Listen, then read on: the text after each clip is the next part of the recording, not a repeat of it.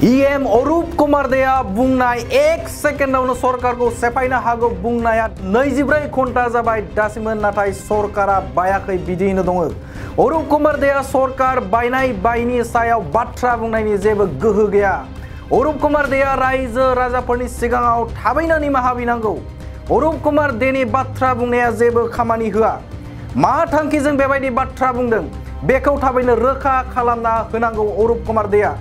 अरूप कुमार देआ बुंदों दि BTR सरकारखौ 1 सेकेन्डावनो सेफायनो हायो। नाथाय अरूप कुमार देआ दासिम मानो BTR सरकारखौ सेफायनो हायाखै? बेबायदि गोख्रों रावजों फिनजाथाय होदों UPPL राजखान्थि हान्जानि गाहाय नेहाथारि राजु नार्जारिया। खौरांगिरिनि सिगाङाव UPPL नि दैदेनगिरिया बुंदों सावस्रि बिफाना BTR आव जोबोरैनो गोनांथार बिफान। रायजो राजाफोरनि थाखाय बे सावस्रि बिफानखौ अरूपआ मोजाङै खालामनांगौ। दासान्दि प्रमोद बर'नि दैदेननाय BTR सरकारा मोजाङैनो मोजां सोलिगासिनो आरो रायजो राजाफोरा गोजोनदों होननानै बिथां राजु नार्जारिया गोख्रोङै बुङो। दानिया फैदो अरूप कुमार देनि फिनजाथाय हिसाबाव राजु नार्जारिया मा बुंदों नोंथांमोननो बड'लेण्ड बुब्लिया लाबोदों। मैयानो बुंदों उदालगुरियाव 1 सेकेन्डावनो सिफायनो हायो होननानै। मैयानिफ्राय दिनैसिमथ' 1 सेकेन्डनि बारलांबाय। सरकाराथ' बायाखै नङा होमबा? गतिके जोंहा बहाय अरूप कुमार देजोंहाय खोथा गैया। जोंहा UPPL आरो BJP नि जे दैदेनगिरिफोर दङ बियो माने मिनिट बाय मिनिट सेकेन्ड बाय सेकेन्ड दिनैल' नङा सिगांनिफ्रायनो जेब्लानिफ्राय सरकार दङ दादों अब्लानिफ्रायनो जोङो रायज्लायबाय थादों। जोङो मोजां सोमोन्दोआव दङ। बेवहाय सरकार बायनाय सिफायनायनि जेबो बाथ्रा गैया। जोंना सरकारा जोंनि मानगोनां प्रमोद बर' बिथांनि दैदेननायाव BTR सरकारा सोलिगासिनो दं। बिराद मोजाङैनो सोलिगासिनो दं। जोङो बिथांखौ खावलायदों। बिथाङा मोनसे बिराद गिदिर बिबान दङ। जोंनि जे सावस्रि बिफानखौ बिथाङा सामलायो। बिथाङा सावस्रि बिफाननि EM। दा सावस्रि बिफाना one of the must important बियो डिपार्टमेन्ट। बे डिपार्टमेन्टनि गेजेरजों लोमजानाय साजानायनिफ्राय लानानै गथ' जोनोम होनायनिफ्राय लानानै गासिबो बे बिफानानो बेखौ नायो। गतिके हस्पिटालफ्रा जाहाथे मोजाङै थायो, डक्टरफ्रा जाहाथे मोजाङै खामानि मावो, नार्सफ्रा जाहाथे मोजाङै खामानि मावो बेफोरखौ बिथांखौ नोजोर होनो जों खावलायदों। बिथाङा बे सरकार बायनाय सिफायनाय बेफोरखौ जेबो खर' सानांगौ गैया। बे बिथांनि आवथायावबो फैया। जिहेथु जोङो जोंनि जे भारतीय जनता पार्टीनि सेन्ट्रेल लिडारशिपजोंहाय बिराद मोजां सोमोन्दोआव दङ। जोंनि स्टेट लिडारशिपजों जोबोद मोजां सोमोन्दोआव दङ। जोंनि आसामनि मानगोनां गिबि मन्थ्रि डक्टर हेमन्त बिश्व शर्मा बिथांजों मोजां सोमोन्दोआव दङ।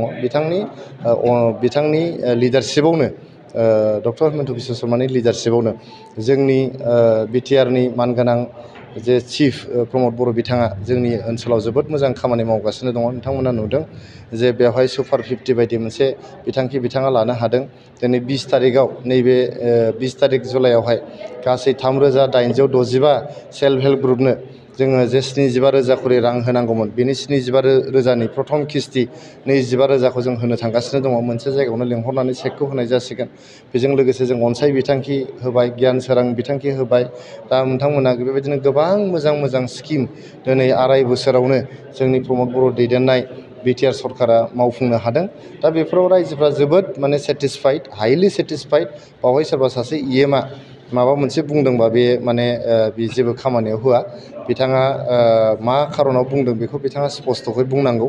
जोंहा BJP आरो UPPL नि गेजेराव जेबो मिसआन्डारस्टेन्डिं गैया। सोरबा EM आ माबा मोनसे सोंनायाव माबा मोनसे बुंफ्लांदों खोमा। आं सान्दों बिथाङा बुंफ्लांदों आरो बुंफ्लांदोंबा बिथाङा थाबैनो निमाहा बिनांगौ।